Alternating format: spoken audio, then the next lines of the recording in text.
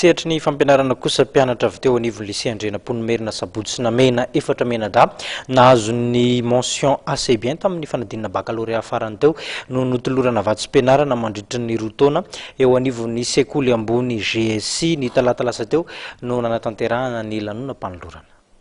Vatsim-pianarana mandritra ny 2 taona GSI eto Andrenivohitra azona ny diplôme DTS no natolotra azy efatra mianadahy Mpianatry ny lisea Andrianampoinimerina Sabotsy Namehana nahazo ny mention assez-bien tamin'ny fanadinana bakalorea farany teo.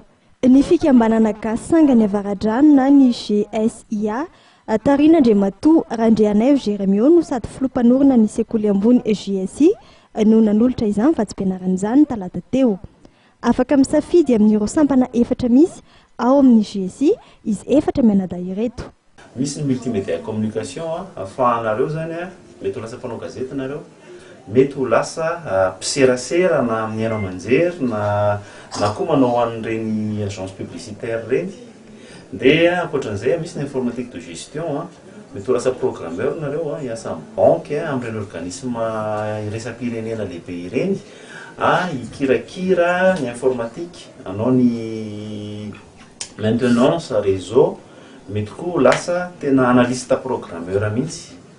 Dia ankoatran'izay koa fitantanana moa izay tsy azotsika elana amin'izao firenena andalam-pandrosoana misy atsika, dia management des affaires izay misy sampana anankiroa ao anatiny, mety hanao finance et comptabilité nareo dia mety ho lasa banquier any aoriana, mety koa anao marketing et communication, izany any amin'ny serasera mivarotra moa zany misy an'izay.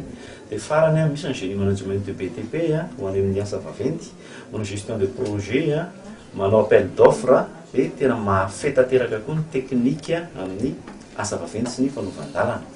Ankoatra ny vatsim-pianarana dia nanolotra solosaina iray ho an'ny lisea Andrianampoinimerina ihany koa ny fikambanana izay efa nampanao cours manokana mamaim-poana ho an'ireo nanala baka farany teo. Ahitana mpianatra 700 ankehitriny lisea Andrianampoinimerina eto Sabotsy Namehana izay mitsinjara amin'ny kilasy 420. Tsy ampy arak'izany ny kilasy ka voatery misy ny fampianarana ny alarobia hariva sy sabotsy maraina.